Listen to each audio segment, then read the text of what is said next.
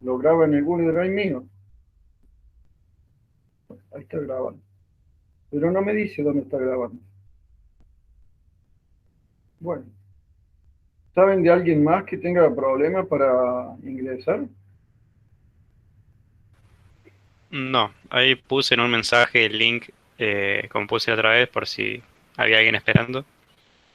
¿Dónde lo pusiste ahí en el Sí, en uno Classroom? de los mensajes, ahí en el tablón, habían escrito una vuelta unos chicos que no podían ingresar y les había pasado, fíjese más abajo, ahí. Bueno, pero en principio siempre es el mismo link, ¿o no? No, yo quise entrar al link de la reunión pasada y no me dejaba. Me ¿Viste? decía, claro, ese es Um, el de ahora y ese fue claro, el de la, lo va cambiando. claro, ese fue el de la primera reunión. Gracias a ese link pude ingresar. Si no, a esa altura no me había dado cuenta que el Claro. problema era el correo, que no estaba usando el correo UNC.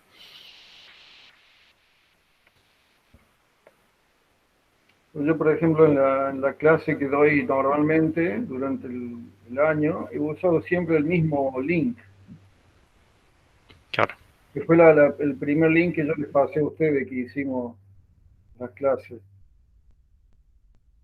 Yo pensé que mantenía el mismo código. Bueno, muy bien. Es que sí, el link ese, el que está en el chat, el segundo, ese que dice lookup, ese sí siempre es igual. Pero ese es justo el que no me deja entrar si estoy desde un correo que no sea UNC. Ese link siempre, sí, siempre se ha mantenido igual. Eh, ¿Cuál decís vos? El, el que puse en el chat recién, el que está arriba de todo, el que Este, figura. No, ese fue el que está arriba de todo, fíjese, ese. El donde está el parte naranja. este. Sí, Este es ese el que sí. más. Este no lo había visto. Bien, Claro. bien.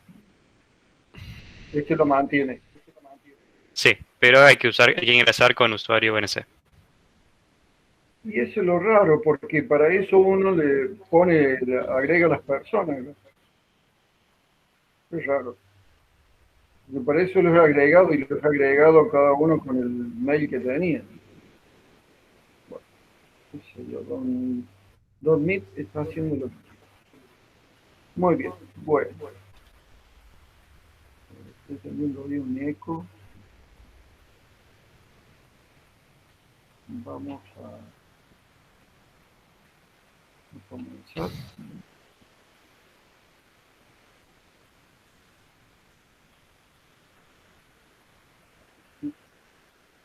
Ahí me empezó a abrirlo también. Bueno, cada vez somos menos. ¿Qué pasa? La gente no tiene ganas de venir. ¿Por qué? Bueno, vamos a comenzar lo que estábamos viendo el otro día. La otra vez estábamos, lo último que habíamos visto, no sé si tienen algunas dudas, preguntas que hacer de lo que vimos el otro día.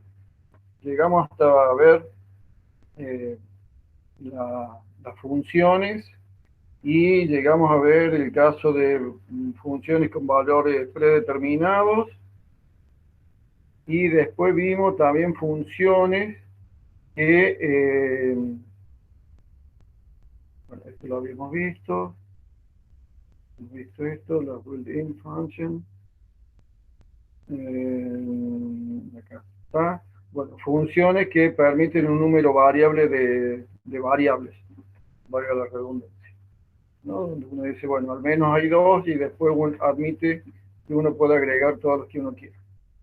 Bueno, hasta ahí habíamos llegado, así que si alguien quiere hacer alguna pregunta, tiene alguna duda, un algo,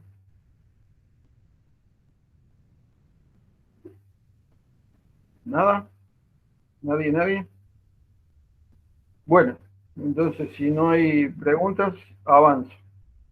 Vamos con el. Bien, este fue el último ejemplito que hemos visto. donde las variables predeterminadas deben colocarse después de todas las variables no predeterminadas. O sea que si yo sé que mi función va a tener algunas variables predeterminadas, las tengo que colocar en el último orden, digamos, lo más a la derecha posible. De manera que si yo ingreso en esta función calcsum, la llamo una vez, bueno, damos las veces que yo quiera, al menos tengo que darle una variable y esa variable va a ser la x. Bien. Entonces puedo hacer esto. Acá vamos a correr esta. Ahí, y entonces ahí le calcula el 30, y si no, yo le pongo al menos una sola variable. No, esta está calcsum.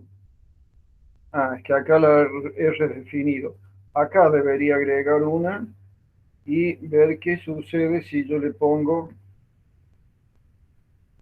ahí y le pongo 10, por ejemplo. Y la llamo. Bueno, tiene un argumento perdido que tiene que ser el 100. ¿Por qué? Si... No, es que no la he corrido. Ahí está. Ahí. No, me había quedado definida acá. Fíjense que tengo definida 2 veces la calcsum. Entonces, con esta, al menos necesita una variable. Pero queda claro que la variable por default es 100 y 200. Ahora, si yo le pongo acá 10 y 12, entonces va a sumar, va a ser eso.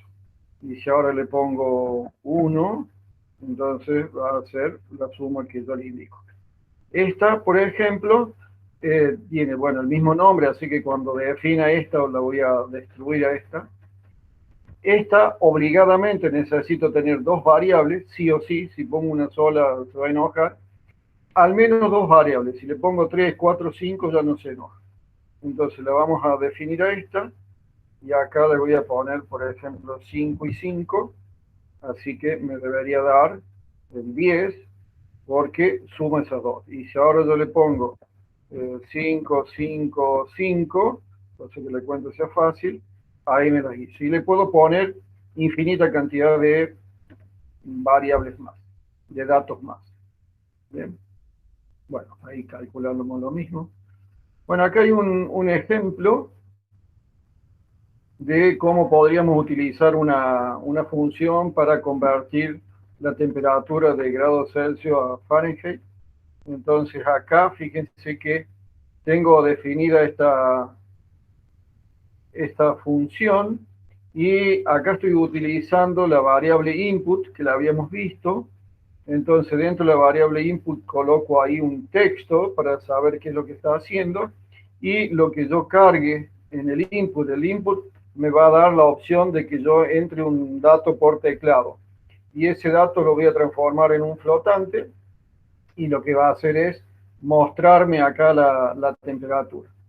Esta parte lo que hace es convierte la temperatura, le damos un argumento que le vamos a llamar C, y a ese C lo va a transformar en este valor, que es 9 quintos por C más 32, que esta es la relación que hay entre grados Celsius y Fahrenheit, y acá me devuelve el valor S. Acá lo que hacemos es bueno, nos escribe la temperatura en Fahrenheit, y esta es la main. Entonces fíjense que acá yo tengo definida 1, 2, 3, 4 funciones. Esta función main es la que voy a llamar yo acá. Entonces, ¿qué hace la función main? La función main llama a la input temp, que es la primera que hemos definido acá. Luego llamo a esta otra, que es la que convierte la temperatura, que vendría a ser esta. Y luego llamo a la output temp, que es esta que está acá, que es la que saca. Entonces definimos acá, llamo acá a la main, que así le llamé a esta. Ahí la llamo, y entonces ahí la main que hice, llamó a la input temp. Y la input temp me pregunta ingrese la temperatura en grados centígrados, que es lo que está escrito acá. Entonces ahí le vamos a poner 35 y le tengo que dar el enter, porque si no, no me lo toma. Bueno, llama a la F, convierte la temperatura de Celsius a Fahrenheit, y luego hace el output temp, que escribe la temperatura es 95 grados Fahrenheit. También podría llamar directamente a esta función, por ejemplo, a la convierte temp.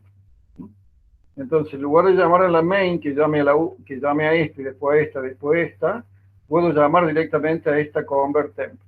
Entonces, la llamo acá, y la convert temp le tengo que dar el argumento, porque fíjese que esta acepta que uno le ponga el argumento. Si uno no le pone el argumento, va a dar error. Bien. Y entonces ahí directamente uno la puede convocar a ella sin convocarla a través de las otras, de la función main. Esto van a ver después el beneficio que tiene de que uno pueda hacer estas cosas. Bueno, lo que puedo hacer correr, por ejemplo, yo tengo acá un archivito, es el C2F, o sea que es Celsius to Fahrenheit. Ese archivito lo tengo grabado por acá, lo tengo, ahí está. Lo mismo que yo les mostré recién está acá, está grabado como un archivito C2F.py, y bueno, hace lo mismo, pero bien podría hacer otra cosa. Acá esto lo que chequea acá, se fija que la función main que lo llama sea la función main, que el nombre sea la función main, que es esta que está acá. Entonces, si la función main lo llama, viene por acá. Llama a la main y la main hace esto, y entonces la main va llamando a cada una de ellas. Entonces, acá vuelvo a donde yo estaba, utilizo este comando, el %more, que vendría a ser uno de esos comandos mágicos que tiene el Jupyter Notebook, y la función more funciona tanto en Windows como en Linux. Si uno pone more y pone un archivo, lo que va a hacer es mostrarle el contenido del archivo, es como si fuera un type, un listado. Bueno, la función mágica es el %more, entonces pongo el %more, el archivito, lo corro y lo que hace es mostrarme el contenido de la función, que es exactamente lo que yo les mostré acá, igual, igual. Bien, y para correrlo, para banearlo, digamos, puedo correr desde acá, también desde esta celda, directamente el archivo. Entonces esto es muy conveniente porque si uno tiene un archivo que no es muy ilustrativo para mostrar, uno directamente lo puede llamar desde ahí, correrlo desde acá y ya está. Entonces el comando mágico es %run. ¿Bien? Siempre los mágicos llevan el % adelante. Y en este caso el run, y le pongo el archivo directamente. Entonces lo voy a ejecutar y bueno, me pide lo que me pide. Me pide la temperatura, le digo ahí está y me da el resultado. Bien. Otra forma que podría hacer el mismo archivo, fíjense, el Una mismo. consulta, profe. Sí, sí. No me queda claro qué función cumplen esas dos últimas líneas. Ese if. No Esta lo entendí que bien. chequea es que la función que llama a este archivo sea la función main, esta. La que llama es esa. Bien, lo llama automáticamente. Voy a hacer acá, lo que voy a hacer es comentar esto acá, lo voy a grabar. A ver, no quiero hacer lío, tendré que grabarlo directamente. Lo voy a editar con otro editor y lo voy a comentar ahí. Esto lo voy a cerrar acá, lo voy a cargar. Voy a irme a mi carpetita donde tengo ese archivo. No, no cerramos. Acá lo tengo, no, esto lo voy a cerrar acá. Estoy buscando la carpeta donde lo tengo, guarda. El curso actual es este y en principio sería este. No, no es este. Curso extension. Este. Ah, bueno. voy a...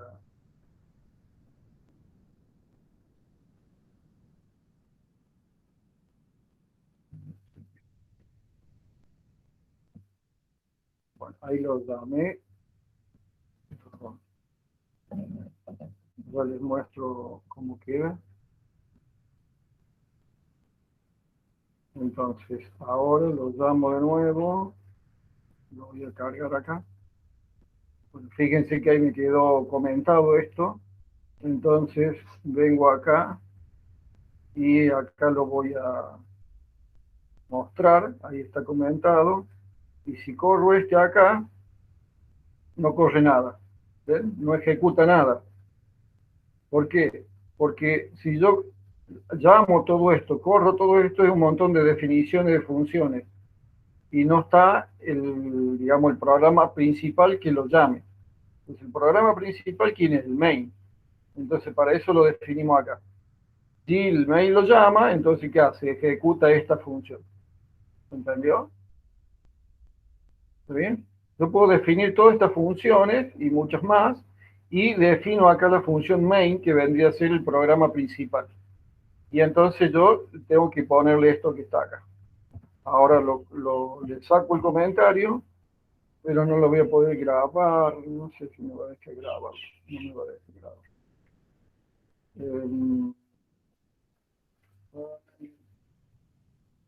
Bueno, ahí debería dejarlo grabar. Sí. Entonces ahí lo descomente. Ahora vengo de nuevo acá. Ahí lo voy a llamar otra vez para que ustedes vean el contenido. Ven, ahí ya no aparece más comentado esto. Y entonces ahora llamo esta acá y ahí me llamó. ¿Bien? O sea que cuando yo la llamo acá, estas son todas definiciones, no hay ninguno que haga de programa principal. Entonces, el que hace el Claro, pero programa... esa variable, ese doble guión bajo name, ¿qué sería? ¿Es una variable Sí, que...? sí, es una variable que le pone así el Python justamente porque para que nadie lo use a esto. Entonces uno dice, si el programa que lo llama es la name y lo chequea que sea la name, entonces llama a esta main. Digamos, tiene este formato para que uno lo utilice. Entonces, si uno define todas estas cosas y uno lo corre a todo, entonces lo que chequea es esto. Si el que lo llama es la main, llama la main. La main. Si el nombre es la main, entonces lo corre. Bien. Si no, no hace. Entonces ahí le contesto y allá. Si yo comento esto, es simplemente una definición de variables. ¿Está bien? Lo corro y no pasó nada. ¿Está? No hay que Sí, perfecto. tenerle, digamos, esta receta ahí a mano.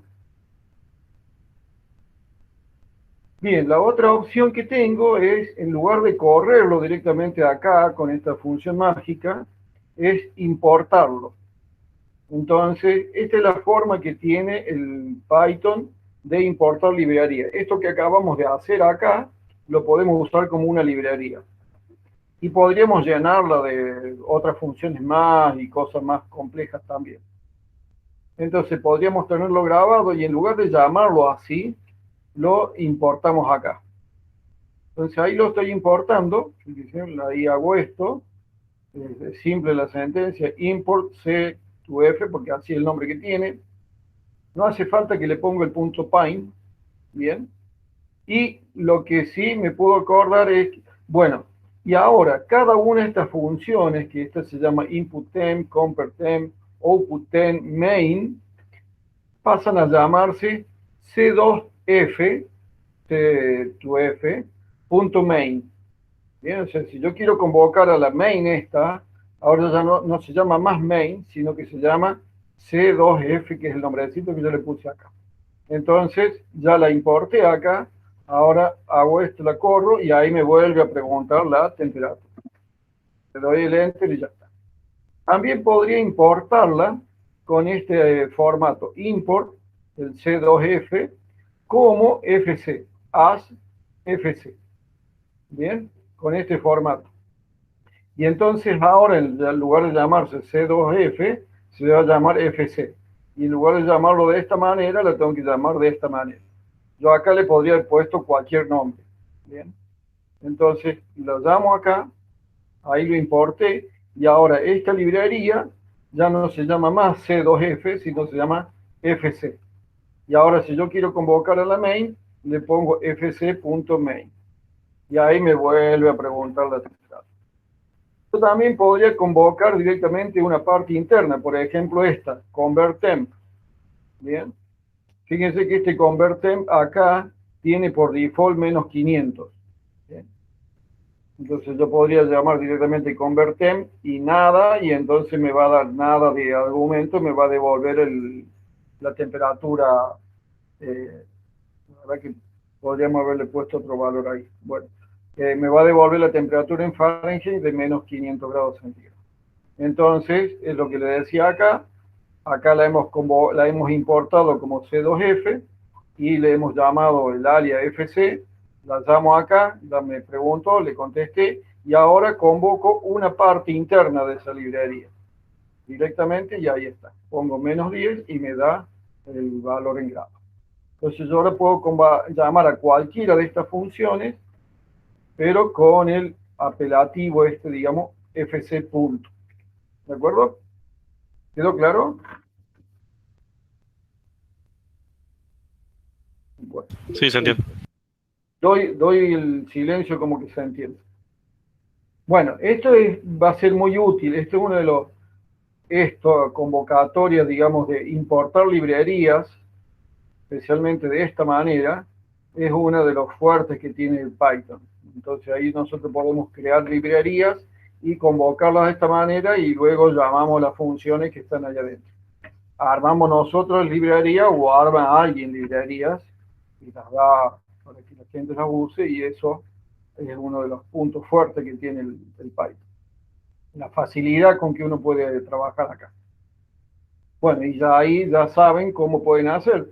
Directamente ustedes fabrican su librería, su conjunto de funciones, por ejemplo, y lo guardan con una extensión .py, con el nombre que ustedes quieran, y luego la llaman acá, lo llaman, y tienen todas esas funciones disponibles, no hay que volverlas a programar ni nada, ya están chequeadas supuestamente y uno las convoca y ya está. Y uno le puede poner los argumentos que sean por default o poner que la cantidad de argumentos sea variable y todas esas cosas que hemos estado viendo hasta ahora. Bueno, vamos a seguir con las funciones. Vamos a hablar de las variables globales y locales. Bueno, cuando ustedes vean el error un Bond local error o error local independiente, eso es porque tenemos alguna variable que no está declarada globalmente o que es una variable local y le queremos usar en su lugar o viceversa. Entonces, ¿qué son las variables locales y globales? Las variables locales son las que yo defino. Esta, por ejemplo, acá estoy definiendo una función. Acuérdense cómo se describían las funciones. Teníamos que poner la palabrita mágica def, dejar un espacio, poner un nombre y poner entre paréntesis o vacío en el caso que no tenga variable o poner las variables dentro de paréntesis. Luego viene el 2 puntos y acá teníamos que dejar o 3 o 4 espacios. Y alguna vez empezamos con 3, siempre con 3, si empezamos con 4, siempre con 4. Y acá acuérdense que el Python no hay que declararle las variables. Él las crea a medida que uno las está convocando. ¿Bien? Entonces acá yo le estoy diciendo que A es igual a esta cadena de string. O sea, acá estoy creando esta variable. La imprimo, me va a escribir lo que acabo de hacer, y acá le estoy pidiendo que imprima una variable que yo no he definido acá adentro. ¿Bien? Esa variable la voy a definir acá afuera. Acuérdense que la función termina acá. O bien puede tener un return, como por ejemplo este caso. Termino con un return, en el caso que tengan que devolver un valor, ven ahí, siempre que la función devuelve un valor, tengo que poner el return y el valor. ¿Bien? Puedo poner esto directamente acá. A ver, podría hacer, vamos a ver, vamos. Este es un more, acá no me va a dejar hacer nada. Acá. Voy a redefinir esta función de nuevo acá. Siempre empiezo desde ahí. Acá le voy a poner convert temperatura versión 2 para que no haya conflicto. Y entonces puedo poner directamente este valor acá. Bien. Eso podría hacer, no hace falta ni que ponga un igual ni nada. Entonces directamente calcula esto y lo devuelve. Puedo hacerlo así o así. Pero el return me hace falta si yo voy a devolver valores. Bien.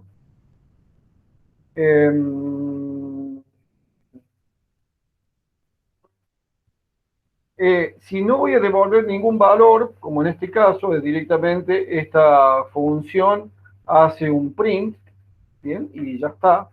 Entonces no me hace falta poner un return, porque el print no devuelve nada, ¿bien? Entonces la función esta termina en cuando se acaba el indentado. Y entonces yo acá, cuando yo haga correr esta celda, lo primero que va a hacer es va a definir esto, pero no lo va a correr al test, lo va a definir. ¿Qué es lo primero que va a correr? Esto, C. Luego va a llamar a test.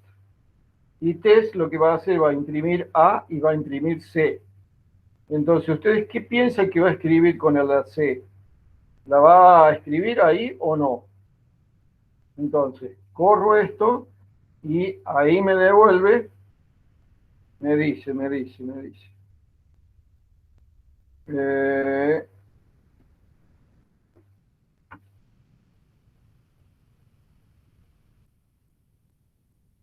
bien, entonces ahí la variable C se la llevó acá adentro. Y entonces acá le imprime. Acá le vamos a decir algo. Escribo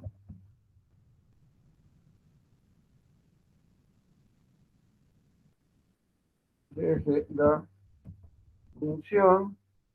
Entonces acá puedo poner un espacio, cierro la comilla, que espero que lo haya abierto antes, más C. Vamos a ver si no me equivoqué. Bien, entonces ahí está. Escribo desde la función, C es una variable global, ¿no? Entonces, para que quede bien claro que estoy escribiéndolo de ahí adentro. Bueno, entonces ahora esta es una variable global que la hemos usado acá dentro de esta función. Ahora vamos a definir una variable local con el mismo nombre dentro de la función para imprimir la variable C. Entonces acá voy a definir de nuevo esta función test.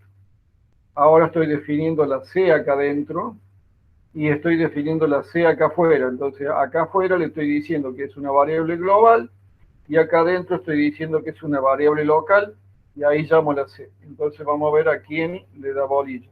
Entonces cuando ella imprime C acá, lo que hace es esto. Pero no contento con eso, le vamos a pedir que ahora, después que llame a la función test, le voy a decir que imprima C. Entonces vamos a ver qué es lo que quedó. Entonces fíjense, yo llamo a test, defino C. Llamo a test, test lo que hace, define C, lo imprime, y yo luego de test que terminó ahí, vuelvo a llamarlo al C, y ahí lo que me dice, ahora C es una variable global. O sea, se recuerda de este término. O sea, esta C que ustedes ven acá adentro es una variable local, y esta C no tiene nada que ver con esta C, más allá de que tenga el mismo nombre. Cuando esta C que es creada acá adentro termina la función, esta C desaparece y queda esta que es global. Entonces, una variable no puede ser tanto local como global dentro de una función. Esta es una variable local. Acá, fíjense lo que va a suceder acá. Entonces, yo estoy llamando acá print C antes de definirlo. ¿Y qué me dice? Que tengo un error. ¿Sí? Fíjense cómo de paso aprendemos a manejar los errores en Python. Fíjense que acá me está diciendo un bound local error, fue lo que hoy les comenté, que cuando vean este término, un bound local error, lo que me está diciendo, tengo una variable, un problema de variables locales y globales. Acá con esta flechita me está diciendo que en el renglón 7, o sea, acá, ahí está el 7, ahí es donde tengo el error. Bien. Y acá al final, bueno, y esta, como llama la test, me manda al renglón 2. Ahí en el renglón 2 es donde tengo este problema, o sea, acá. Y ahí me dice, al final me dice, local variable C, reference before assignment. Se me está diciendo que la variable local C está referenciada antes de ser asignada. Entonces, como yo no le he creado la variable C, entonces si yo la quiero usar acá, me dice, no se puede. Bien, para eso lo que debería hacer yo es comentar esto acá, correrlo de nuevo y ahí sí funciona. Y Pero antes no pasaba lo mismo, en el primer ejemplo. no, porque yo lo estoy definiendo acá primero la variable y después hago el print. En cambio acá No, pero hago el antes. print. Hay, por ejemplo, en la línea 4 que era imprimir C, pero Sí. hasta a ese punto el programa todavía no sabía quién era C. No, porque yo lo definí antes a la variable C acá. Fíjate que antes de convocar a test yo he definido C. Ah, está bien, todavía no está. Está bien, está bien. Después lo convoco. Entonces,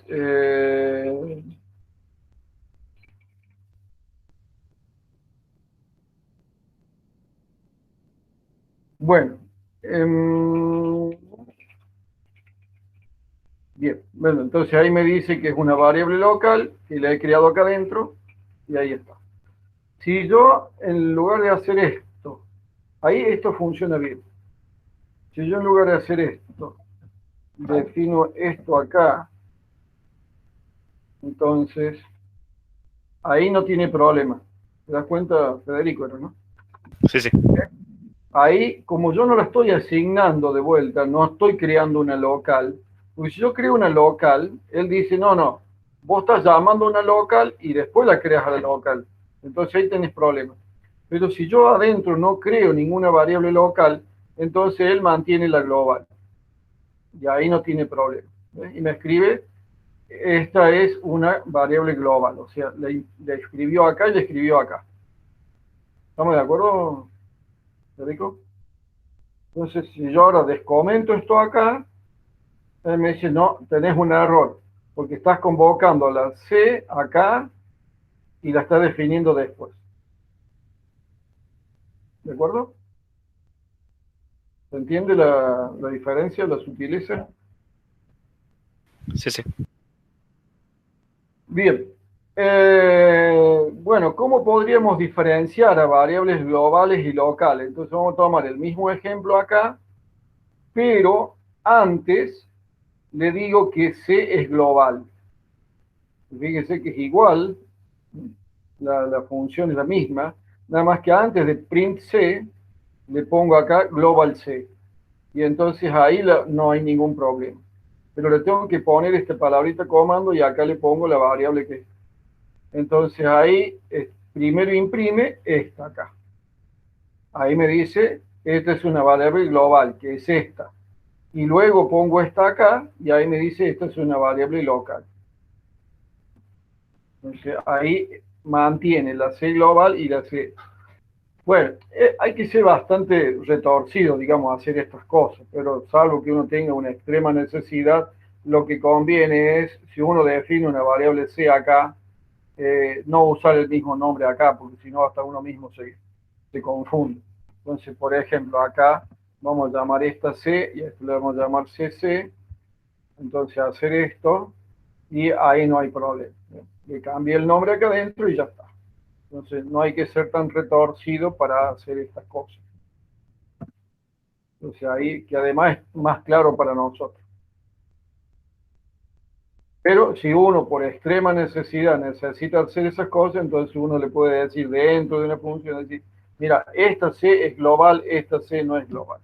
Claro, una vez que yo la definía acá, si yo le hago el print C, ¿cuál me va a imprimir acá? La local. Ya desapareció la global. Bien.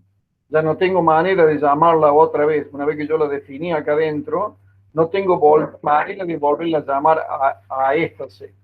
Ahora estoy llamando a esta C todas las veces que me toque. No puedo recuperar el valor de esa hasta que salga de la función. Bien. Bueno, ¿qué sucede si yo tengo una variable local como esta, por ejemplo, y la quiero usar afuera? Entonces, obviamente, no puedo. Me dice el nombre de no está definido porque yo lo estoy llamando acá afuera. Entonces, no me sirve.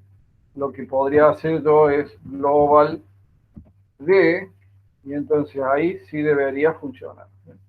Entonces ahí le imprimo adentro, acá, y luego le imprimo acá afuera, y ahí la convertí en global, pero ya no la he creado acá, sino que digamos está creada afuera. Entonces si uno quiere hacer esas cosas, puede hacer. Y si no, si uno quiere sacar el valor de D, uno lo que debería hacer es hacer un return D, y entonces acá cuando hago test, tengo que poner, vamos a poner DD así para que no se confundan, y entonces van a ver que ahora va a crear la variable D, le hace las maldades que ustedes quieran, matemáticamente, lo que sea, devuelve el valor return D, pero la variable D desaparece. Lo que va a pasar es el valor, ¿bien? Y ahora al test lo tengo que igualar a algo para que quede almacenado en DD lo que me está devolviendo D.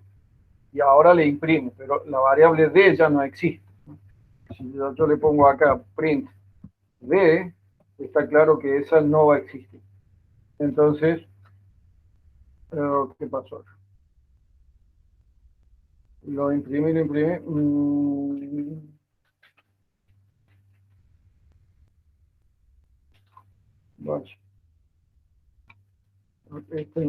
Este no lo debería haber impreso, ¿no?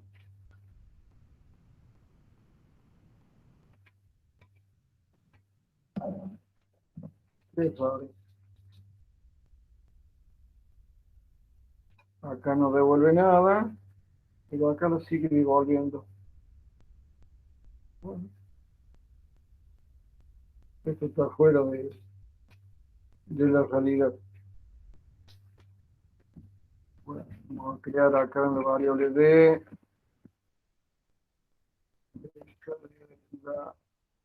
De original. Es raro eso, debería de decirme que está mal. Bueno, no se confíe en hacerlo de esta manera. No se confíe en hacerlo de esta manera.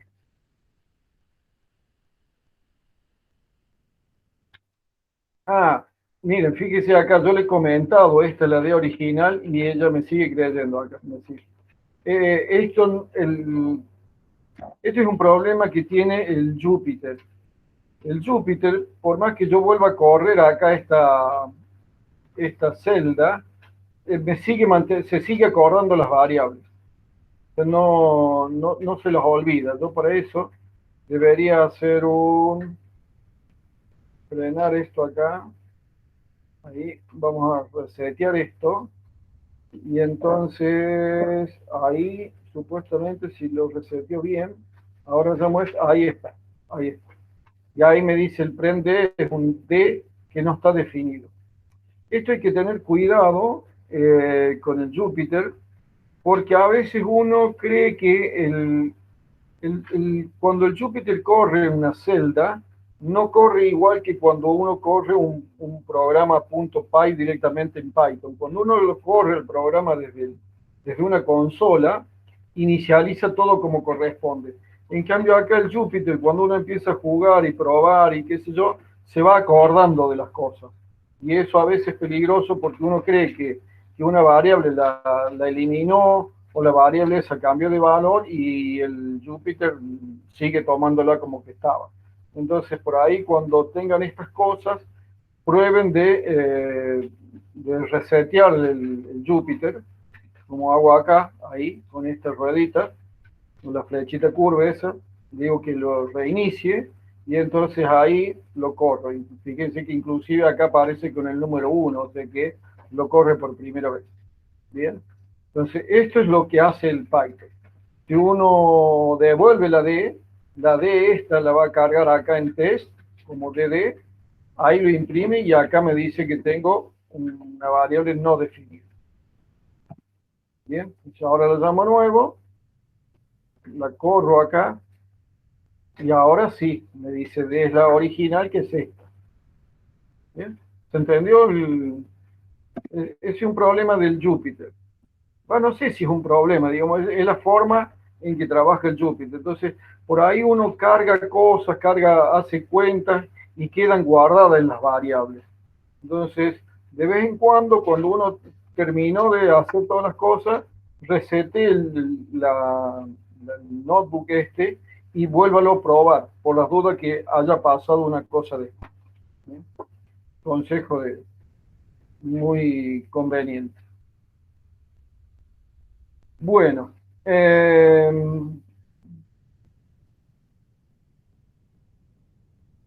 bueno, cuando una función, yo les había comentado acá que la función esta termina con el return. ¿Qué pasa si yo escribo cosas o hago cosas después del return?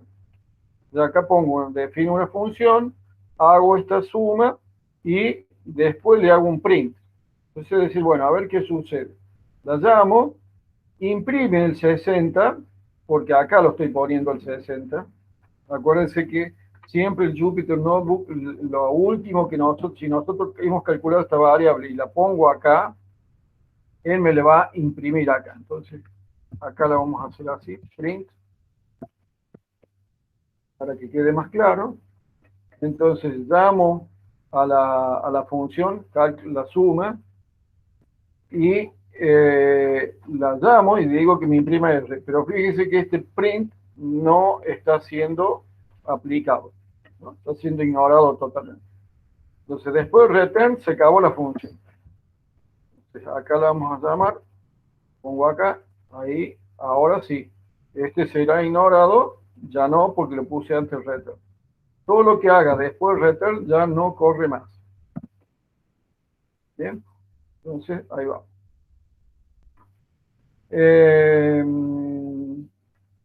Bueno, ¿qué pasa si yo hago la cuenta y no le pongo el return? Hago la R, calculo la R, ¿no? Es decir, calculo la suma y la cargo en R, y ahora digo, bueno, esto le voy a poner acá RR para que vean que no es la misma R. Esta R es la que está acá del resultado y esta R es la que cargo acá. Entonces ahí me devuelve, yo le pedí que me imprima R y me dice nada, nada. ¿Por qué? Porque esta no devolvió, la función calc suba no devolvió nada. Entonces, si yo quiero que devuelva, tengo que ponerle el return. ¿Qué pasa si hago así? Calculo el R y le digo return, pero no le digo nada que me devuelva. Nada, lo mismo. Si no, yo tengo que poner ahí la R y entonces ahí sí. O directamente puedo poner acá el valor este, y no me hace falta esta variable interna que de todas maneras se destruye cuando salgo. Ahí sí calculo. Bien. Bien. Bueno, esta es la otro ejemplito de cómo calcular el Fahrenheit to Kelvin. Entonces acá siempre acuérdense de poner algún comentario. Lo ponemos de esta manera. Pueden poner ahí la versión que tienen, cómo fue sido creada, de dónde sacaron información, lo que sea. Entonces, bueno, ahora la podemos llamar, fíjese, de esta manera. Acá defino esta función Fahrenheit to Kelvin, le tengo que dar la temperatura en Fahrenheit y me va a devolver la temperatura en Kelvin. Entonces el punto de congelación del agua son 32 Fahrenheit. Entonces lo que vamos a hacer es print, pongo algún comentario y acá directamente llamo la función. Es otra forma de llamar a la función. Y entonces ahora llamo esto. Bueno, y el punto de ebullición del agua en Fahrenheit son 212, otra forma de llamar. Entonces, llamo ahí y ahí me pone directamente los valores. Otra forma de usar una función, como una función matemática. Bueno, ¿qué pasa si tengo funciones que llaman a funciones? Entonces podemos definir funciones que llamen a otras, con tal de que estén creadas en el momento de llamarlo. O sea, si yo quiero llamar una función con otra función, es importante que las funciones estén creadas. Primero tengo que crear la función y después las tengo que llamar. Entonces acá creamos la función Kelvin to Celsius. Acá le decimos que nos escriba el valor de Kelvin en Celsius de 0 grados. Entonces, bueno, esta función es media tonta, evidentemente, porque el valor de bueno, lo que hace es el grado Celsius, le restamos, ese le pasamos acá la temperatura en Celsius, y lo que hacemos es restarle el 0 Kelvin, digamos, el menos 273,15. A propósito, nunca digan grados Kelvin, ¿eh? Los que son físicos menos, tienen un cero, si dicen. Los Kelvin no son grados, son Kelvin, ¿no? Es como decir metros. Yo vivo a 150 metros. No puedo decir vivo a 150 grados metros. Kelvin no son grados, los Celsius sí y los Fahrenheit sí. El Kelvin es una temperatura que no lleva el grado. Entonces, acá imprimimos el Kelvin, ahí me dice el cero absoluto, yo le puse el valor 0, me dice el cero absoluto en grados Kelvin menos 273. Y ahora lo que vamos a llamar es convertir de Fahrenheit a Celsius. Entonces lo que voy a hacer es, llamo Fahrenheit a Celsius, ahí estamos, lo que tenemos definido, ahí está, digamos, definido. Y ahora yo podría entonces llamar una función que me transforme de Fahrenheit a Celsius y de Celsius me lo transforme a Kelvin. Entonces, eso es lo que podríamos hacer acá. Agrego una celdita. Vamos a ver si me acuerdo. Entonces, vamos a llamar la función Kelvin to Celsius, es esta. La ponemos acá. Y acá adentro vamos a poner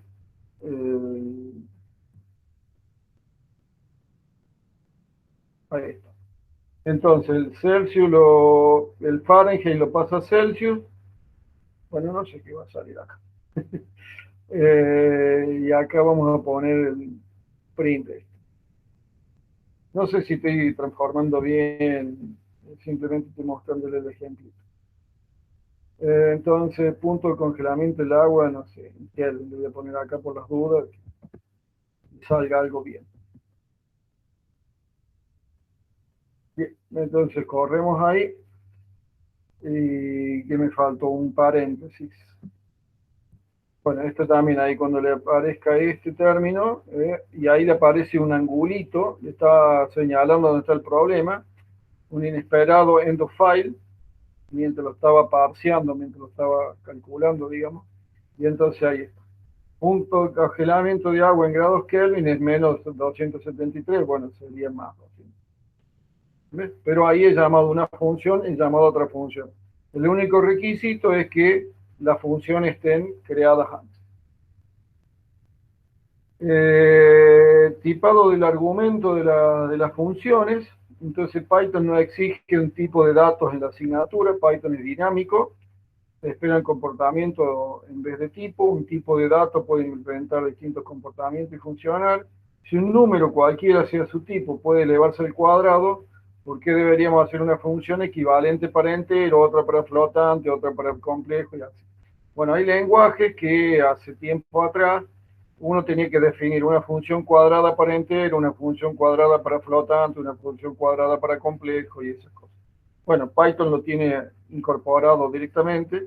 Entonces, si yo defino la función cuadrado, que es directamente el número elevado al cuadrado, ahí estoy poniendo y ahí pongo el resultado y acá lo devuelvo. Entonces, corro eso y ya lo tengo definida.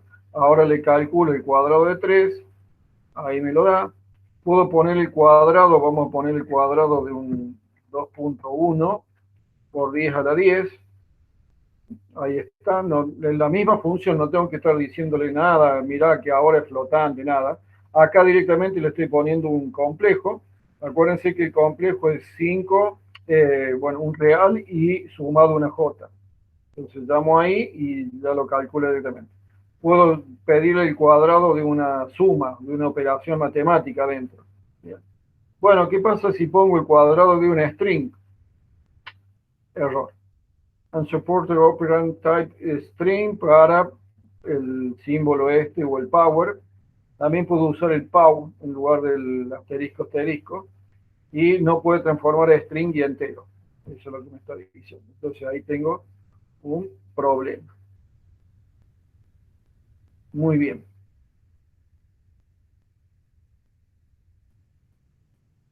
Bueno, ¿cómo vamos hasta acá? ¿Están sobreviviendo? Bueno, Sí, sí. vamos con más parámetros. Bien, la definición de función es muy flexible, no existe ni siquiera para hacer parámetros de devolver resultados. Por ejemplo, yo puedo hacer una función que directamente imprima algo. Bien. Puedo hacer una función que abra un archivo de datos, por ejemplo, cosas por el estilo. Bueno, entonces ahí directamente llamo la función que lo único que va a hacer es imprimir esto. Entonces cuando llamo la función, la llamo así. Por más que no tenga argumento, tengo que pasar acá el doble paréntesis, ¿no? Entonces corremos esto y listo, directamente funciona eso. Y también podría hacer esto, saludo igual a hola, y entonces ahí me devuelve. Voy a poner que haga un print del saludo. A ver qué devuelve. Bien, nada. Como habíamos visto hoy, el none. El hola curso extensión está impreso acá dentro de la función. La función no tiene un return y listo. Si no, podríamos poner un return como tiene la opción el C, por ejemplo, estar devolviendo la función main un 0 y entonces ahí me va a devolver un 0. Pero si no, no le pongo nada, funciona bien la función, pero cuando yo convoque acá, no va a convocar nada. Me va a decir no. Bueno, acá está de vuelta hecho lo mismo. Bueno, múltiples puntos de salida. Yo puedo definir una función que tenga distintas opciones adentro. Por ejemplo, definir un saludo que si es matutino o no es matutino. Entonces, por ejemplo, yo acá defino esta con esta variable y le digo si ahí adentro puso matutino, entonces el valor vale buenos días señores y devuelve vale. Y si no, que revuelva buenas tardes señor. Entonces, así lo estoy definiendo. Fíjense que tiene dos return. Eso no tiene ningún problema el país. Entonces lo defino ahí y acá llamé saludo 1, no le puse el vespertino. Entonces, a ver qué pasa.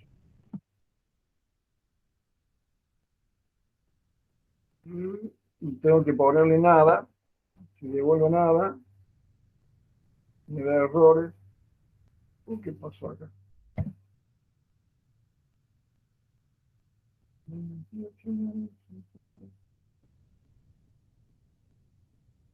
Voy a poner un false.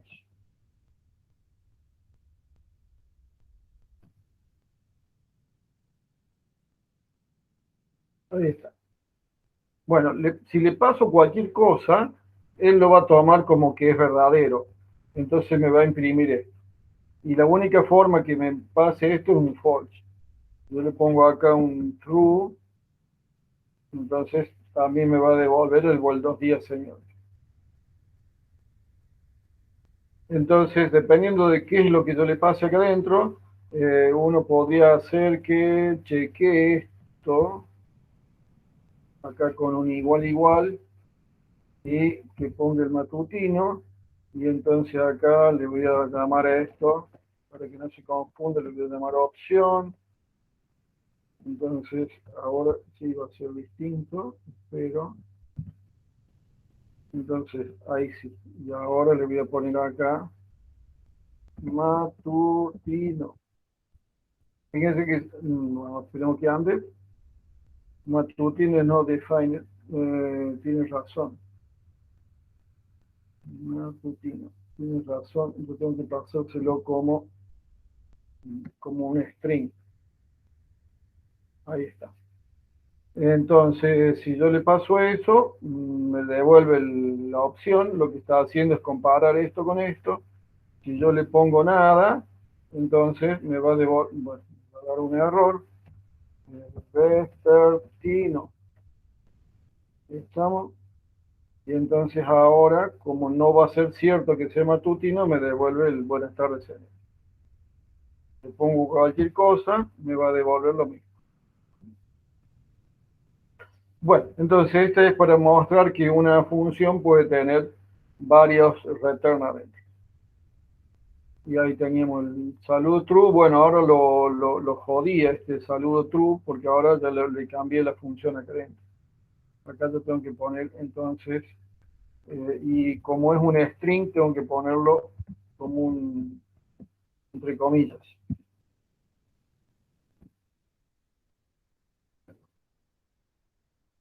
¿No? Dejando una comilla. Ahí está. Bien. Bueno, los parámetros arbitrarios, los arg y los quarks.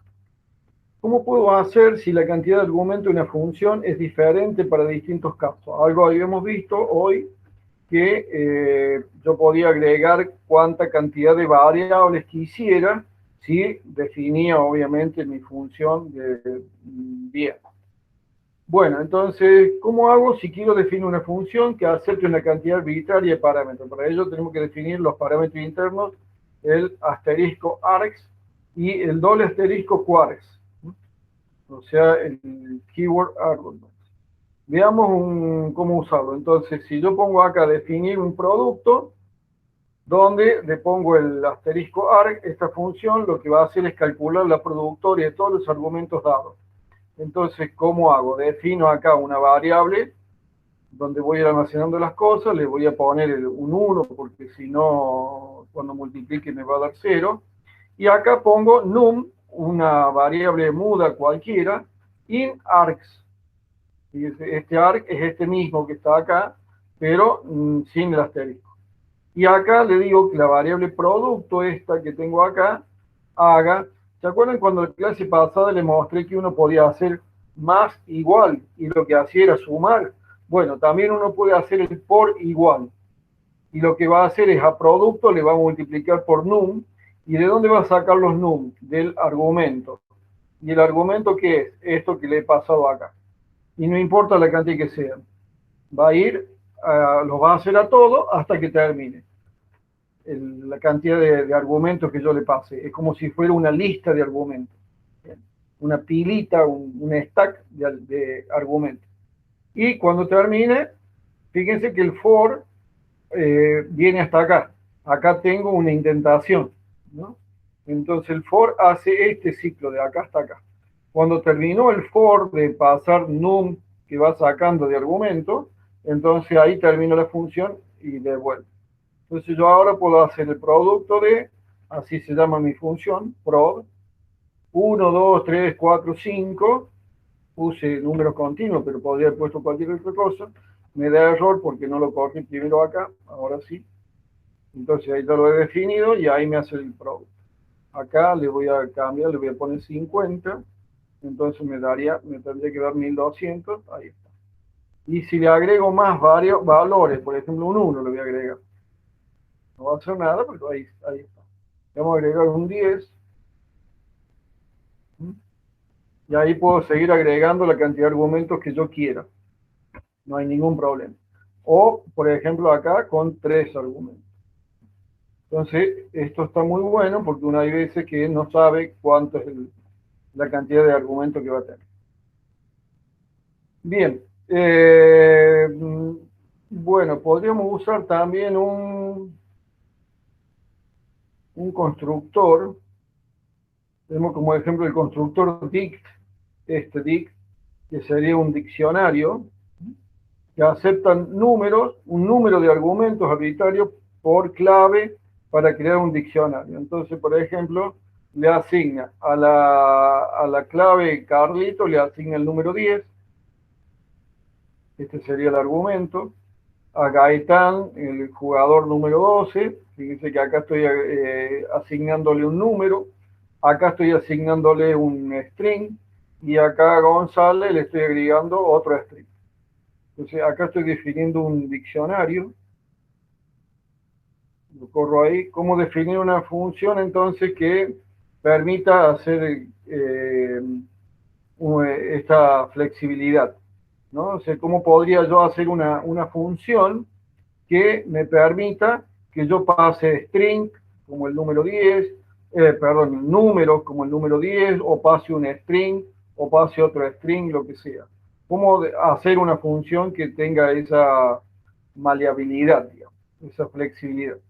Entonces, lo que vamos a hacer es definir acá una función que se va a llamar itemizar, podemos haberle puesto cualquier nombre, y ahora en lugar de poner el asterisco arg, le estoy pasando el asterisco asterisco quarks. Entonces, la función genera una lista de ítems con todos los argumentos dados. Entonces, para la clave, esta es mi variable ahora, y el valor, fíjense que la lista esta, lo que yo estoy haciendo, va a tener dos valores, una clave y un valor. La clave es Carlito, Gaitán González, y el valor es 10, jugador número 12, no juega. Entonces, esta es la clave. Cuando yo le pase al argumento, acá fíjense, acá estoy definiendo la función. Y en la función esa le voy a estar pasando este listado de diccionario. Tornillos 10, lija 2, cualquiera 10, cosa 40. No le estoy pasando esto. ¿A quién? A indemnizar, es lo que estoy pasando acá. Entonces fíjese que esto está definido. Tornillo igual a 10, coma. Lija igual a 12, coma. Cualquiera igual a 10, coma. Cosa igual a 40. Bien, y podría seguir agregando acá. Entonces, el primero lo toma como una clave y el segundo como el valor. Bien. Clave, valor, clave, valor. Entonces, lo que hace, este es el argumento que yo le estoy pasando acá. Como si fuese una especie de par ordenado. No son pares ordenados porque son tuplas, ¿no? Estoy pasando esto, después esto, y cada uno de estos separado con coma. Los pares ordenados, cada uno de ellos va con coma. Entonces, acá le estoy diciendo que lea la clave, lea el valor, ¿en dónde? En quarks. Y le pongo quarks.items, y así hay que llamarlo, digamos, quarks.item, y entre paréntesis vacío. Entonces, lo que va a hacer, lo que nosotros le pasemos acá, lo va a ir asignando a tornillos a clave, 10 a valor. Tornillo lija a clave, 2 a valor. Cualquiera como clave, 10 a valor. ¿Bien? Y acá le estamos diciendo que lo imprima. Entonces, ¿cómo lo convoco? Bueno, acá acuérdense que la clase pasada hemos visto que si yo ponía estas corchetes acá el 01, acá estoy poniendo un formato. Entonces, fíjense que de quarks va a leer clave y valor. Eso lo estoy escribiendo acá. Clave y valor. Y lo que estoy haciendo es que a este formato, que lo va a imprimir, acá coloque el valor de la clave y acá coloque el valor de valor. ¿Bien? No sé si se va entendiendo. Entonces ahora voy a indemnizar. Lo voy a definir este primero porque no sé si lo he definido. No. Ahí está. Y entonces ahí voy escribiendo. ¿Bien? Entonces fíjese que este está escrito entre comillas acá. Por eso aparece acá. Entonces, esta función yo podría haber hecho otras cosas, no sé, multiplicar, sumar, guardarlas en algún lugar, lo que sea. Entonces, acá estoy agregando, ¿ves? Me va imprimiendo. Tornillo 10, lija 2, cualquiera 10, cosas 40, y podría haber puesto otra cosa más. Perro 2, como correo de vuelta, y ahí me sale. Y podría haber agregado lo que sea. Y acá puse print, pero podríamos haberlo puesto, por ejemplo, guardado. Acuérdense, esto está haciendo un for. Entonces, el for, ¿qué va haciendo? Va leyendo la clave en valor mientras haya elementos en quark. Mientras haya pares con el igual acá, él va a seguir haciendo. Entonces, yo podría esto estar guardándolo en una tabla, por ejemplo. Y tendría luego esta tabla acá, por ejemplo, para hacer un inventario de lo que sea. Ahí podría Bueno, poner el diccionario que definió antes. Se podría poner eh, itemizar dict, por ejemplo. sí, vamos a probarlo. Vamos a probarlo. No, no se me ocurrió, pero vamos a probarlo. Acá le voy a poner itemizar. No se me ocurrió, pero lo vamos a poner. Dict. A ver, lo puse bien. Sí. Ah, esto no lo igualé yo acá. Esto tendría que haberlo puesto diccionario. Igual, lo definí, pero no lo declaré. Entonces ahí sí, ahí le pongo esto. Ahí ya lo declaré. Vamos a mostrarlo acá para ver que hacer un print diccionario. Ahí vamos. O sea, ahí me lo mostró el diccionario. Y ahora acá le vamos a decir que me haga el itemizar del diccionario. Uf, ¿qué pasó acá?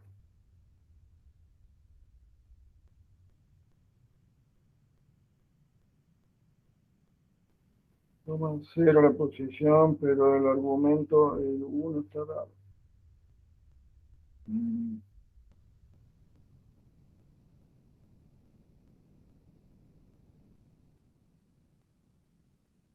¿Hay algo mal acá? Tomó bien esta variable acá. Bien acá, eso está bien. Y esto lo pongo acá. Bueno, no anda, no anda. Lo tengo que pasar de esta manera. No le puedo pasar un diccionario. Bueno, no, no anda. Hay que pasárselo a uno por uno. En resumen, el asterisco arg se indica como mapear los argumentos posicionales no explícitos en una tupla llamado arg y con el quark, que acá me está faltando un asterisco. Ahí estamos. El quark se indica mapear todos los argumentos de palabra clave no explícito a un diccionario llamado quarks. Entonces, eh, definimos acá, por ejemplo, una función que tiene una variable, que tiene argumentos, y tiene los arg y tiene los quarks. Entonces acá le puedo pedir que me imprime la, que me imprima los arg y me imprima los quarks. Y entonces acá ya la definí esta función. Ahí estoy llamando con el 4, entonces obviamente me va a decir que este arg que está acá es este que está escrito acá, y acá tiene 0, nada, y los quarks tiene vacío. ¿Qué pasa si paso esto, por ejemplo, el valor 1, 2? Entonces ahí me va a decir que el 1,2 son los argumentos. En cambio, si yo pongo el F4, 3, 2, 5, perro igual a 1, gato igual a 2, entonces ahí me pasó los 4. El 4 lo toma la primera, lo tomo como variable, porque yo le dije que hay una sola variable, A. Lo que yo le agregue después, acuérdense que son las variables que yo voy agregando, son las que el usuario le va agregando, entonces esos serían los args. Y los pares que yo coloque con el signo igual son los quarks. Entonces acá tenemos otro caso más, la función, la misma función, ¿no? Le toma esto como el valor de A, el 1, 2 lo toma como arg y color azul detallado true. Además, fíjense que acá me permite que yo ponga string, booleano, lo que sea. Ahí me lo pongo. Bueno, nota, no es necesario los nombres arg y quark, podemos llamarlo diferente, pero es una comprensión muy extendida. Estrictamente, los símbolos que indican cantidad arbitraria con parámetros son un asterisco y dos asteriscos. Además, es posible poner parámetros comunes antes de los parámetros arbitrarios. O sea, lo que me está diciendo es que yo acá le podría haber puesto Pepito y Pepitos y los va a tomar. No es indispensable usar arg y quark. Pero bueno, todo el mundo utiliza arg y quark porque esto recuerda que son los argumentos y esto que son los keywords de los argumentos. Viene con keywords. Así. Muy bien. Bueno, otro tipo de funciones es el que utiliza estos argumentos acá, el while y el yields. Entonces los generadores son similares, esto es otro tipo de funciones, son similares a las funciones, pero permiten crear una serie de resultados para ser iterados, o sea, genera un iterador, devolviendo un valor con cada llamada. La forma funcional es casi igual a las funciones comunes, pero en vez de return se utiliza el yield, que funciona como una pausa devolviendo opcionalmente un valor en la ejecución. La clave de un generador es que no es necesario computar todos los valores posibles en una serie, sino que los vamos creando uno a uno bajo demanda. Quizás antes de terminar la serie podemos dar por concluido el cómputo y entonces habremos ahorrado tiempo de procesador y memoria. Entonces vamos a definir una función. Esto, les soy sincero, nunca lo usé. Yo lo cuento porque sé que existe y entonces uno pone como ejemplo esto de los Fibonacci, pero la verdad que nunca tuve necesidad de usarlo. Bien, entonces, bueno, vamos a definir el Fibonacci donde nosotros vamos a darle el número n, así lo vamos a llamar, Fibonacci 20, y fíjense que acá vamos a usar el list. Entonces, el generador de Fibonacci arranca con el 0, y tiene el A y B igual al 0,1. Digamos, estas serían las semillas de Fibonacci. Mientras que I sea menor que N, o sea, este que le hemos iniciado en 0, sea menor el N que le estamos poniendo acá, lo que va a hacer es, mientras I sea menor que N, a I le sumo 1 y me produce A. Y el A, entonces, es tomado acá. El A y el B es igual al B, y, o sea, al A le paso el valor de B, y al B le paso el valor de A más B. Bien. Entonces, eso es lo que va haciendo. Entonces, en la próxima vuelta, de nuevo, al valor de A, de B, que acá lo he inventado, acá puse A más B, lo puse en B. Entonces, la vuelta siguiente, ese va a ser el valor de B, lo guardo en A, y ahora B le guardo A más B. Fíjense que voy guardando el siguiente y el anterior, o sea, el actual y el anterior. Bien. Entonces, ahí, por ejemplo, le hemos dicho, decir, bueno, créame los 20 de Fibonacci, y ahí está. Si yo no le pongo el list, y de vuelta, acá me lo muestra porque está al final de la celda. Si yo llamo así directamente, entonces me va a devolver eso. Directamente no me muestra nada. Print, le devuelvo, bueno, le digo imprimímelo, tampoco. Bien, la única forma de usarlo esto es que yo lo vaya, porque esto me va devolviendo los valores esto de A. Bien, me va a ir devolviendo los valores de A y eso los voy guardando en este listado. Entonces, cuando yo lo llamo, lo que va haciendo es que guardo el valor de A, el valor siguiente de A, el valor siguiente de A, el siguiente de B, de A, el siguiente de A, el siguiente de A. Entonces, bueno, Fibonacci, ¿qué hace? Comienza el 0 y el 1, acá están, el 0 y el 1, y el siguiente número, el tercero, es la suma del 1 y el 0. El cuarto es la suma del 1 y el 1. El quinto es la suma del 2 y el 1. Y eso es lo que va haciendo y bueno, va generando de esa manera la lista de los, de los números de Fibonacci. Bien. Bueno, es una forma de utilizar estas cosas. Se llaman generadores.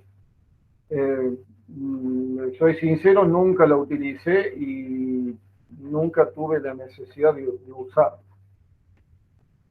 Si tuviera necesidad de usarla, bueno, habría que ponerse a estudiar a ver cómo aplicar. Pero esto es lo que va a hacer. Habría que hacer una adaptación de esto para algún otro tipo de serie, por ejemplo, que uno quiera generar. Bueno, gente, muy bien. ¿Cómo andan? ¿Están ahí todavía? Sí, profe, sí estamos. Bueno, vamos a continuar con este y así terminamos con funciones hoy. Y ya la próxima clase vamos a entrar con diccionario, tuplas y listo. Bueno, acá vamos a definir lo que algo, no, perdón, vamos, definir lo que es una función lambda. Una función lambda, yo la única vez que lo he visto es en Python. No sé si hay algún otro lenguaje que tenga la función lambda, pero bueno, para el caso da lo mismo. Es cuando uno tiene una función muy simple, que uno lo puede resumir en un renglón. Ustedes habrán visto en las funciones anteriores que teníamos que muchas veces se le puede definir un solo renglón. Entonces uno lo puede definir a través de esta función lambda. Una de las que vimos en la clase, en la notebook anterior era, por ejemplo, la función suma. Entonces yo le doy la variable x, y lo que me devuelve es la suma. Entonces, hacemos correr ahí, acá le doy, bueno, toma, acá tiene el valor 1, 2, devuelve la suma y ahí está. Entonces, esto puede ser escrito de una forma más simple, digamos, en principio. Para mí esto es bastante simple y entendible y esas cosas. Pero, bueno, hay gente que le gusta definirla más simple.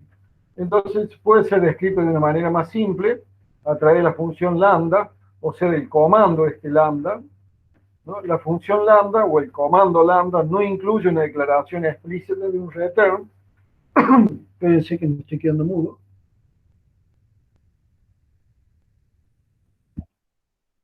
Pero devuelve el resultado de la expresión, ¿no? Fíjese que acá yo tengo que poner expresamente el return. Si yo no pongo el return, no devuelve nada más. Yo lo que voy a hacer acá es hago así, voy a sacar esto acá. Si pongo esto acá así, se me tiene que enojar mal. Bien.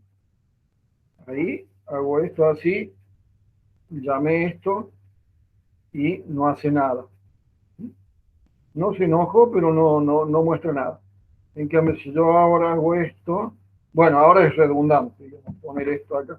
Le voy a poner el R igual a esto, y acá puedo poner esto así, y acá abajo pongo el restart, y ahí sí funciona. Sí, claro, si no le pongo el valor que tiene que devolver, no va a funcionar nada. Ahí está. Bueno, el return lo tengo que poner porque si no, no funciona. La función lambda, entonces, no hace falta usar el return, sirve para funciones simples. ¿Qué son funciones simples? Y que yo las puedo escribir en un solo renglón. Entonces, en lugar de definir acá f de x igual a esto, bla, return r, lo que uno puede poner es decir f lambda, pone acá igual a, igual, lambda, el comando mágico lambda, las dos variables, en este caso, si tengo 3, pongo 3, lo que sea, pongo las variables acá, pongo el 2 puntos y acá la operación matemática de la función. ¿Bien? Y esta función la vamos a poner acá FL, le voy a llamar para que vean que es distinta. Entonces ahí la llamo y ahí corrió y me dio el valor 3. Entonces esta función sirve para definir en un solo renglón una función. Cosas de Don Python.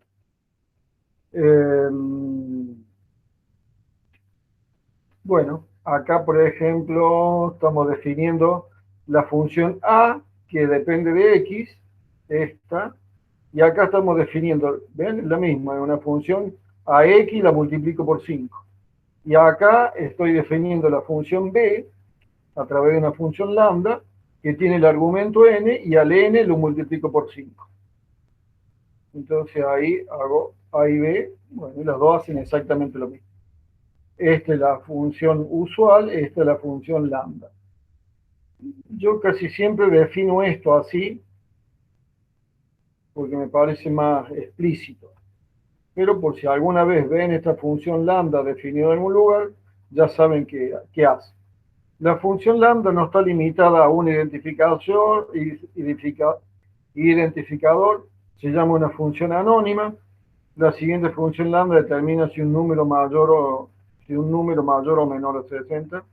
Si un número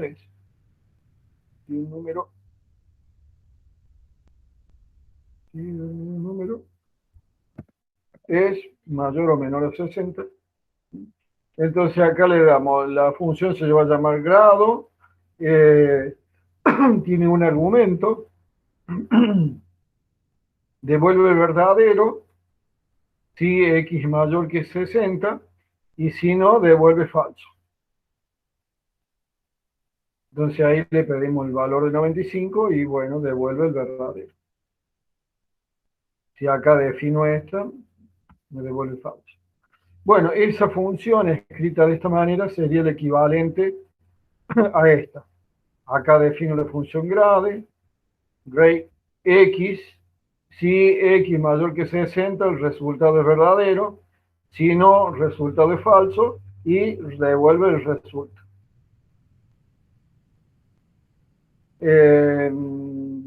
Bueno, esta expresión de lambda se pasa como argumento de otra función. Entonces, fíjense, hay veces que uno quiere definir, acá tengo la función, acá he definido A. Ya vamos a ver la próxima clase que es esta, es como un diccionario.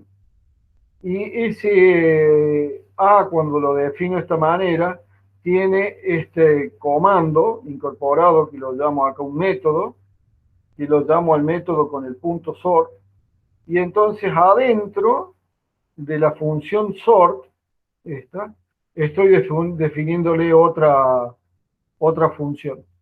Y ahí adentro estoy definiendo la función key, que es una función lambda, que está definida en un renglón, donde esa función key tiene la variable x, y lo que hace es devolver la longitud de x. Entonces, vamos a definirla acá. Bien. Y acá me devolvió tuvo en cuenta la x que le estoy dando acá, lo definió, le midió la longitud.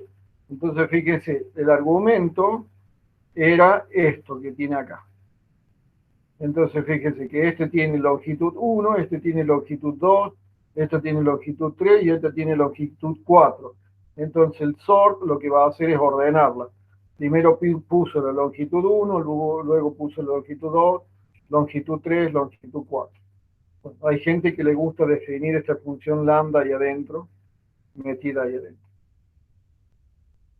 Y acá hacemos otra maldad, definimos a B como el 1, 2, 3, 4, hacemos de vuelta el sort. Acá el sort es un método que ordena de menor a mayor, y acá estamos definiendo de vuelta una variable key que tiene como argumento la x, y lo que va a hacer es calcular el valor absoluto de x y restándole 6.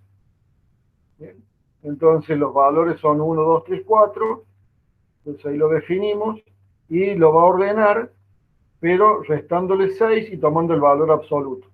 Por eso aparece que el 1 aparece al último, porque cuando le resto 6, 6 menos 1 es 5, 6 menos 2 es 4, 6 menos 3 es 3, 6 menos 4 es 2, entonces van a aparecer ordenados al revés. Bueno, y lo último que quiero contarles hoy, vamos a ver lo que son los... ¿Lo cuento hoy la próxima clase? ¿Lo cuento hoy la próxima? No, lo vamos a contar la próxima clase, porque me imagino que están cansados. Así que esto es bastante importante, si bien no es muy largo, pero es importante aprender a usar estos clases, atributos, métodos, que en definitiva son objetos. Así que la próxima clase vamos a ver objetos. Muy bien. ¿Están ahí todavía? Muy bien. Han sobrevivido. La mitad nomás está sobreviviendo. ¿Qué pasa con ustedes? Bueno, gente. No, sí, todavía vivo. ¿Cómo? ¿Cómo, Gonzalo? Escúcheme. Sí. Bueno, muy bien. ¿Alguien quiere hacer alguna pregunta? Bueno, ahí estoy viendo recién el chat de Gonzalo, no sé de a qué parte se refería, porque hace una hora atrás casi que es bien sutil. Ah, de esa parte cuando explicó con el tema de las variables globales y locales, que era Ajá. cuando preguntó uno de los chicos de por qué en uno daba un error y en el otro no. Bueno, espero que les haya quedado bien clara esa parte. Recuerden que van a obtener resultados diferentes si están utilizando un Jupyter, un notebook, o si están utilizando el Python directamente como script. ¿Han podido jugar con algo? Cuéntenme, ¿qué han hecho? ¿Hicieron funcionar los programas que les subí? ¿Los han bajado? ¿Tienen instalado el Python? ¿No lo tienen instalado? ¿Instalado el Python 3? ¿Vieron el Python 4? A ver, cuéntenme. Sí, yo tengo instalado el Python 3 aquí con Jupyter y en una netbook que es más viejita yo tengo instalado el Sage también con Python, así que lo probé ahí también. Bien. Bueno, ahí prueben, usen las dos cosas, usen el Jupyter y utilicen la script. Pongan ahí Python 3 y la script o Python directamente, según corresponda. Los que usan Linux van a tener que poner Python 3. Y los que usan Windows, lo que hayan instalado. Si instalaron solamente el Python 3, pónganle Python y el nombre del script y corre. Y entonces ahí prueben esto de las variables globales y locales, porque es muy conveniente y muy importante que lo tengan bien aceitado esto, porque si no en algún momento van a estar esperando un resultado y van a tener otro, y es simplemente porque no están teniendo en cuenta esto de las variables locales y globales. Bien, así que tengan en cuenta eso. Bien. Bien, voy a detener la